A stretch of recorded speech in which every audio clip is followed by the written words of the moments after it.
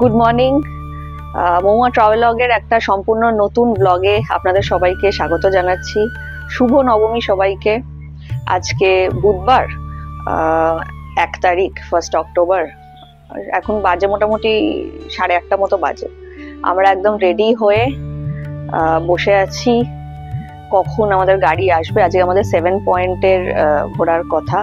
9টা নাগাদ গাড়ি আসবে, কিন্তু আগে আমাদের এখানে ব্রেকফাস্ট সারতে হবে হোটেলে। ব্রেকফাস্টটা সেরে তারপরে আমরা গাড়িতে করে শুরু করব যাওয়া। সবকিছু কভার করব এই ব্লগে।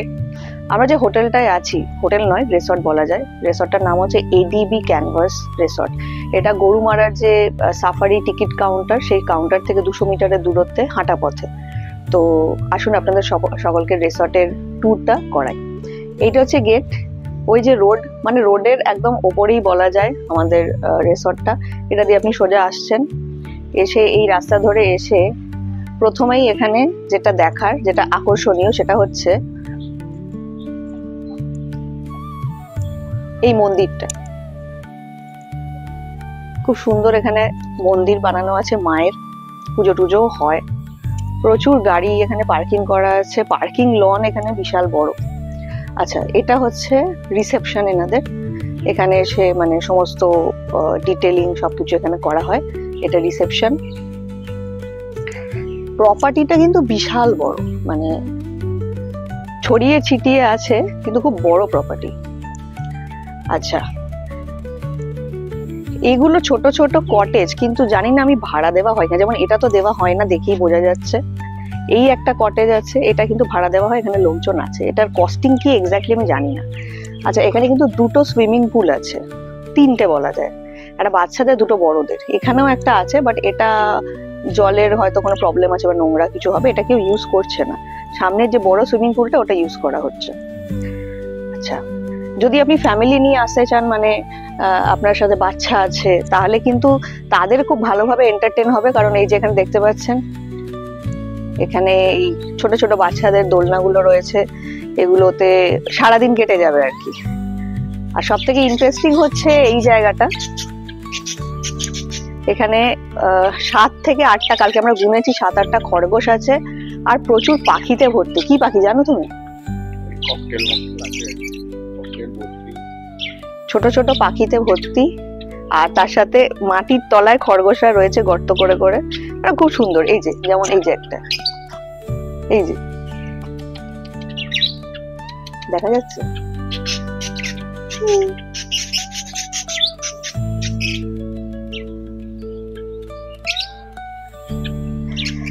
এই জায়গাটা কিন্তু খুব সুন্দর বানিয়ে রাখা হয়েছে।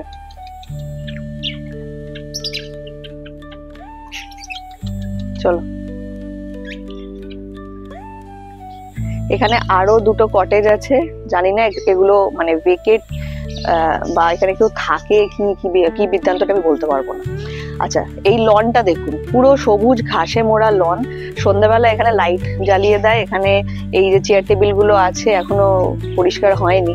লোকে এখানে খাওয়া দাওয়া, চা ফা, মানে ওই আর কি আড্ডা, এগুলো খুব ভালোভাবে এখানে দিচ্ছে। এখানে ছোট্ট এটা আছে, এখানেও মানে খুব ইন্টারেস্টিং আর কি। জায়গাগুলো এত সুন্দর করে সাজিয়ে রেখেছে গাছ টাছ দিয়ে, যেটা দেখে খুব ভালো লাগছে। 2টো বিল্ডিং এখানে দেখতে পাচ্ছেন, একটা এই বিল্ডিং, একটা এই বিল্ডিং। আমরা এই বিল্ডিংটাই আছি পেছন দিকে। প্রচুর রুম এখানে আছে।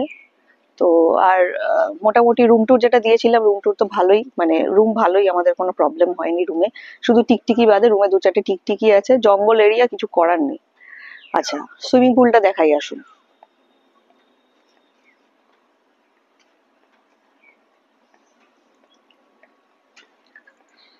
এই হচ্ছে সুইমিং পুল। কালকে যখন আমরা এলাম, এখানে প্রচুর লোক মোটামুটি উৎপাত করছে রীতিমতো। হ্যাঁ, তো আমাদের উৎপাত করার ইচ্ছা আছে, কবে করতে পারবো জানি না, দেখি। আজকে তো হচ্ছে না। এই যে এই হচ্ছে সুইমিং পুল। দাদা এখানে পরিষ্কার করছেন। এটা কি পরিষ্কার হচ্ছে? উনি এখানে পরিষ্কার করছেন সুইমিং পুলটা। আর ওই কোণের দিকে বাচ্চাদের একটা সুইমিং পুল আছে, মানে ওখানে একদম ছোট বাচ্চাদের, ওরা ওখানে ইউজ করতে পারবে। আর এই পেছনটা দেখতে পাচ্ছেন, ওই যেটা বারান্দা থেকে দেখিয়েছিলাম, পেছনেই হচ্ছে আমাদের গরুমারার জঙ্গল। হালকা করে ছোট ব্যারিকেড মতো করা আছে, জানি না ওই ব্যারিকেড মানে কোনো জন্তু জানোয়ার আসে কিনা ঠিক বলতে পারবো না। আচ্ছা, এই যে বিল্ডিংটা, এই বিল্ডিং এ আমাদের ব্রেকফাস্ট করার জায়গা আছে, দেখাই। এখনো ব্রেকফাস্ট সেজেছে কিনা অবশ্য আমি জানি না। এই যে এই রুমটা হচ্ছে ব্রেকফাস্ট কাউন্টার। এটা হচ্ছে ব্রেকফাস্ট কাউন্টার। এসব জানি হয়নি, কতক্ষণে হবে? আর কত পরে? 10 মিনিট, 15 মিনিট? 15-20 মিনিট, কারণ 9টার দিকে চালু হতো আমাদের। আচ্ছা, এখনো ব্রেকফাস্ট চালু হয়নি, দেখা যাক কখন চালু হয়। কচি বাচ্চা দেখেছেন আপনারা? কচি বাচ্চা, এই হচ্ছে কচি বাচ্চা, দোলনায় দুলছে। আমি বললাম বসে একটা ফটো তুলি, ও এখানে দুলতে শুরু করে দিল। কি আর বলবো। আমরা চলে এসেছি ব্রেকফাস্ট করতে। আজকে ব্রেকফাস্টের বাফে মেনুতে আছে লুচি, তরকারি, সবজি, চাউমিন, উপমা, ডিম সেদ্ধ, ব্রেড বাটার আর অ্যাপেল। আয়োজন ভালোই। আর আমি শুধু লুচি আর তরকারি খাচ্ছি।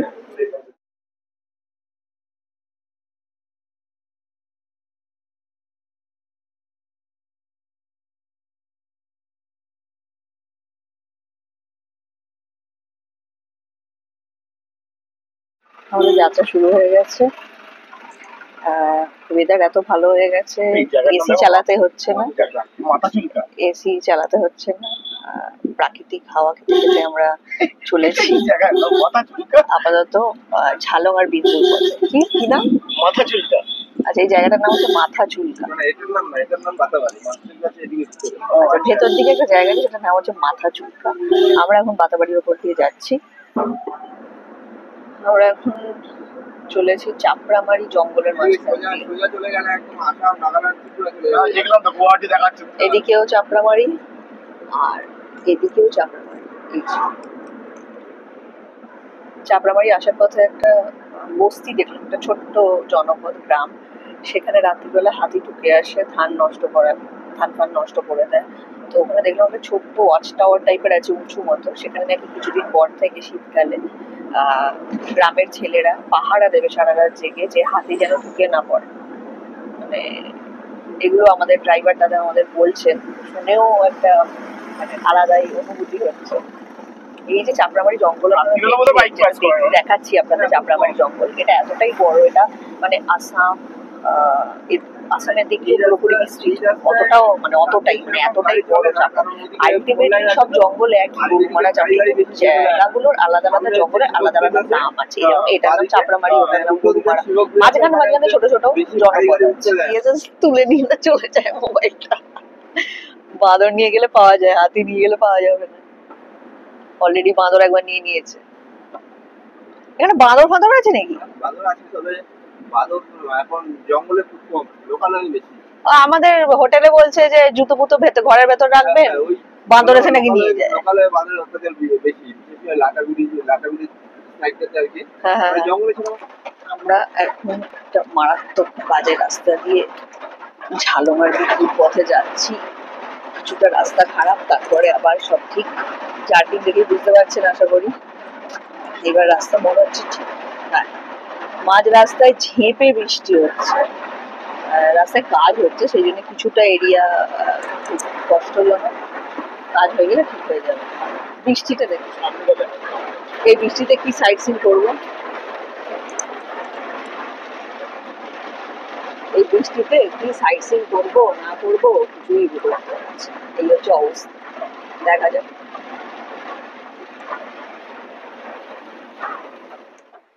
এই যে গাছগুলো দেখছেন, ওই ছোট্ট ছোট্ট যে বুটি বুটি গুলো গাছের পাতায় হয়ে রয়েছে, এটা কিন্তু কফি গাছ, আর ওগুলো হচ্ছে কফি বিনস।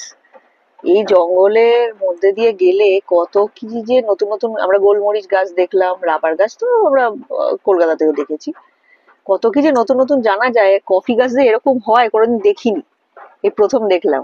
আমাদের ড্রাইভার দাদা আমাদের দাঁড় করিয়ে দেখাচ্ছেন যে দেখুন কফি গাছ কিরকম দেখতে হয়। আমরা এখন ঝালং এ দাঁড়িয়ে আছি, ঝালং এর ভিউ পয়েন্টে। ওয়েদারটা শুধু একবার দেখুন, কি লেভেলের ওখানে বৃষ্টি হচ্ছে, কি লেভেলের মেঘ। মাঝখানে যে নদীটা দেখতে পাচ্ছেন, এই যে নদীটা, এটা হচ্ছে জলঢাকা নদী। হ্যাঁ, আর উল্টো দিকের যে বাড়িগুলো দেখতে পাচ্ছেন, যদি একটু বড় করে দেখাই, এই যে বাড়িগুলো, এই বাড়িগুলো হচ্ছে ভুটান। মানে ওদিকটা ভুটান আর এদিকটা ইন্ডিয়া, মাঝখানের বর্ডার হচ্ছে জলঢাকা। মানে ওয়েদারটা জানি না আমি বোঝাতে পারছি না, ভয়ঙ্কর ওয়েদার। চলো ভেতরে ঢুকে যাই। আমরা এসে গেছি বিন্দুতে। টেকনিক্যালি এটাও পশ্চিমবঙ্গের মানে ইন্ডিয়ার একটা শেষ গ্রাম বলা যায়। এরপরই কিন্তু জঙ্গল আর ভুটান স্টার্ট। এটা হচ্ছে ভুটানের বর্ডার, ওয়েস্ট বেঙ্গল আর ভুটানের বর্ডার। আর নিচ দিয়ে যাচ্ছে আমাদের জলঢাকা নদী। বর্ডারটা ক্রস করা যায় কিন্তু বর্ডার বন্ধ। উল্টো দিকটাই এই যে পাহাড়গুলো দেখছেন, এই পাহাড়গুলো হচ্ছে কিন্তু সব ভুটানের অংশ। এই বৃষ্টিতে যে কি মানে নাজেহাল পরিস্থিতি, ঘুরতে এসে কি আর বলবো, মনে হচ্ছে বর্ষাকালে পাহাড়ে ঘুরতে এসেছি, এমন অবস্থা। দেখিয়ে দিলাম জলঢাকা নদীটা, একবার দেখাচ্ছি। একটা বিশাল বড় পাথর আছে, এই যে কত বড় পাথর, কবে এসছে ভগবান জানে। এই হলো জলঢাকা। আমাকে এখানে আবার ছাতা কিনতে হয়েছে, তার কারণ দুটো ছাতা এনেছিলাম, একটা ছাতা কাজ করছে না। এই মুহূর্তে আমি একটা ছাতা কিনলাম 200 টাকা দিয়ে। গেল কি করব, এটা বৃষ্টি, আর গাড়িতে বসে থেকে এসব জিনিস তো দেখা যাবে না, আপনাদেরও দেখানো যাবে না। তাই হাজার কষ্ট করে হোক ব্লগ তো বানাতেই হবে, তাই ওই আর কি করছি।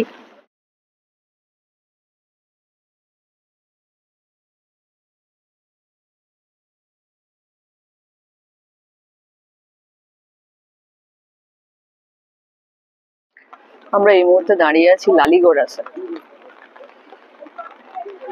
বৃষ্টি তো পড়েই যাচ্ছে কনস্ট্যান্ট, বাট প্রকৃতির অপূর্ব শোভা দেখতে পাচ্ছি। নিচের নদীটা দেখুন কি সুন্দর, ভীষণ ভালো লাগছে। বৃষ্টি অনেকটাই মাটি করে দিচ্ছে ঘুরতে যাওয়ার আনন্দটা, ঘোরার আনন্দটা, কিন্তু তবুও খুব একটা খারাপ লাগছে না, ভালোই লাগছে। ছাতা মাথায় দিয়ে ফটোশুট করার একটা আলাদাই অনুভূতি। বেশ কিছু লোক এসছেন, পর্যটকরা এখানে রয়েছে, এমন নয় যে বৃষ্টিতে কেউ আসেনি। এই কটা মাত্র গাড়ি, গরু টরু রয়েছে এখানে। বেশিক্ষণ মোবাইলে ভিডিও করা যাচ্ছে না, কারণ বৃষ্টিতে সব ভিজে যাচ্ছে মোবাইলে। আমরা দাঁড়িয়ে আছি এখন রকি আইল্যান্ডে। এই যে প্রচুর পাথরে ভর্তি জায়গাটা, তার সাথে নদী বয়ে যাচ্ছে। এটার নামই রকি আইল্যান্ড। নিচে নামার ব্যবস্থা আছে, কিন্তু এই বৃষ্টিতে নিচে নামাটা খুব একটা সেফ হবে না বলে আমি নামতে চাইছি না। দাঁড়ান পুরো জায়গাটা দেখাই। এটা হচ্ছে রকি আইল্যান্ডের আশপাশের এরিয়া। এই রাস্তাটা ধরেই আমরা এসছি। এখানে খাবারের দোকান আছে, থাকার হোমস্টেও সম্ভবত এক দুটো আছে। আর রাস্তার অবস্থা ভয়ঙ্কর খারাপ, মানে বলে বোঝাতে পারবো না, এত খারাপ রাস্তার অবস্থা। এখানেও কিছুটা দেখা যাবে।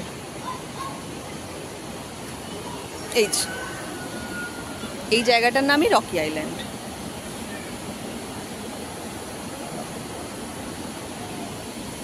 মানে এই যে রাস্তা দিয়ে আমরা এলাম, মোটামুটি মেরে ফেলেছে, হাফ মার্ডার করে দিয়েছে।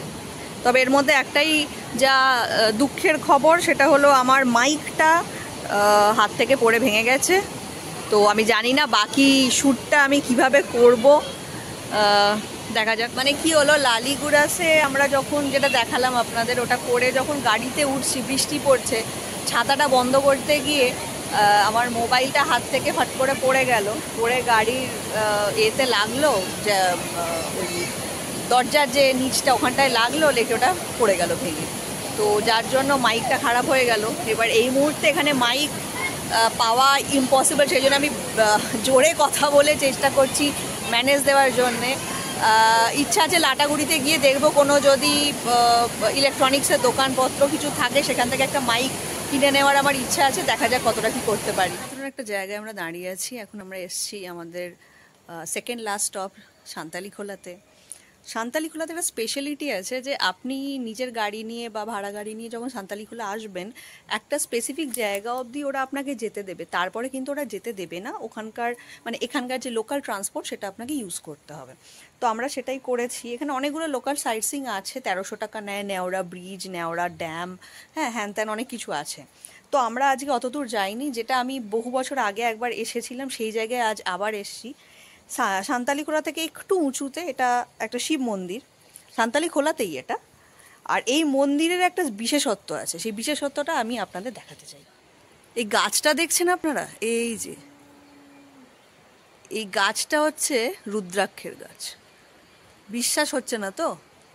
সত্যি এটা রুদ্রাক্ষের গাছ, এবং রুদ্রাক্ষ এখানে হয়ে রয়েছে গাছে। যদি আমি আপনাদের দেখাবার চেষ্টা করছি, যদি আপনারা দেখতে পান, এই দেখুন রুদ্রাক্ষের ফল, রুদ্রাক্ষ কিন্তু ফল, হ্যাঁ, গাছে হয়ে আছে। এই যে গুটি গুটি গুটি গুটি দেখছেন, এগুলো সব রুদ্রাক্ষ। এবং এই ফলগুলো যখন পাকে, কোথায় এই যে একটা পড়ে আছে দেখাচ্ছি, ভেঙে গেছে, এটা ভেঙে গেছে, হবে না, ভেঙে গেছে, বেশি পেকে গেছে। এইগুলো যখন পাকে তখনই রুদ্রাক্ষ হয়ে এগুলো পড়ে মাটিতে। তো আমরা 4-5টা পেয়েছি, নিয়ে যাচ্ছি সঙ্গে করে। মাটি থেকে পেয়েছি, হ্যাঁ আগেই বলে দিচ্ছি। কুড়িয়ে পেয়েছি, গাছ থেকে পারিনি। গাছ থেকে পেরে কোনো লাভও হবে না, কারণ এগুলো সব এখন কাঁচা ফল, তো ওগুলো পেরে কোনো লাভ নেই। মন্দিরটা একবার আপনাদের সবাইকে দেখাই। এরিয়াটা কত সুন্দর, বুঝতে পারছেন? মানে খুবই ভালো লাগবে। একদম শান্ত, একদম নিরিবিলি, কিছুক্ষণের জন্য চুপচাপ বসার জন্য পারফেক্ট একটা এরিয়া। এই হলো মন্দির, শিব মন্দির অবশ্যই। আর এখানে ছোট্ট বাবার আছে, শিবলিঙ্গ আছে, এবং ওইখান থেকেই গাছটা এরমভাবে উঠেছে, বুঝতে পারছেন তো? এই সিঁড়িটা দিয়ে আমরা এসেছি, এই যে। আর এর পেছনটাই হচ্ছে নেওড়া ভ্যালি, হ্যাঁ। এই যে জঙ্গলটা দেখছেন, এটা কিন্তু নেওড়া ভ্যালির জঙ্গল। কি অসাধারণ না? মানে আমরা জানিও না যে এরকম ব্যাপার আছে। আমরা আছি এখন সান্তালিখোলা, জায়গাটার নাম ওরা বলছে সান্তালিখোলা। ওই শিব মন্দির গেছিলাম, শিব মন্দির থেকে আরও বেশ কিছুটা জঘন্যতম রাস্তায় আসতে হলো, এসে আমরা এই জায়গায় এসে পৌঁছলাম। এটা হচ্ছে হ্যাঙ্গিং ব্রিজ, এই যে, ঠিক আছে। জায়গাটা খুব সুন্দর, এখান দিয়ে হেঁটে কিছুটা যাওয়া যায় এই রাস্তাটা ধরে। বিশেষ কিছু নেই, এই নদীটা আছে, পাহাড়ি নদী, আর হচ্ছে ওই ব্রিজটা, ব্যাস এইটুকুই আছে। আর তার সঙ্গে আমরা পেয়েছি এনাকে, এই যে এখানে প্রচণ্ড রকমের জোঁকের উৎপাত হচ্ছে, লোকজনের পায়ের ভেতরে, জুতোর ভেতরে জোঁক ঢুকে যাচ্ছে। আমি সেই জন্য খুব সন্তর্পণে হাঁটছি, উল্টোপাল্টা জায়গায় পা দিচ্ছি না। যেখানে গাছগাছরা আছে সেখানে আরও বেশি জোঁক আছে। শিব মন্দিরের ওইখানে মাটিতে আমরা অনেক জোঁক দেখতে পেয়েছি। তো বৃষ্টি মানেই হচ্ছে জঙ্গলের জোঁকের উপদ্রব, অনেকের পায়ে ঢুকেছে। আপনাদের কি কোনোদিন জোঁকে ধরেছে? যদি না ধরে থাকে দেখুন আমাকে ধরে আমার পায়ের কী অবস্থা। এই হচ্ছে জোঁকের কাজ। কখন জুতোর ভেতর ঢুকেছে, পায়ে কামড়ানো শুরু করেছে জানি না, ঢুকেছে আর এই রক্তারক্তি কাণ্ড ঘটিয়েছে। তুলে টেনে ফেলে দিয়েছি, কিন্তু রক্ত এখনো অবধি বেরিয়ে যাচ্ছে। আমরা এবার ফেরার পথ ধরেছি, হোটেলে চলেছি।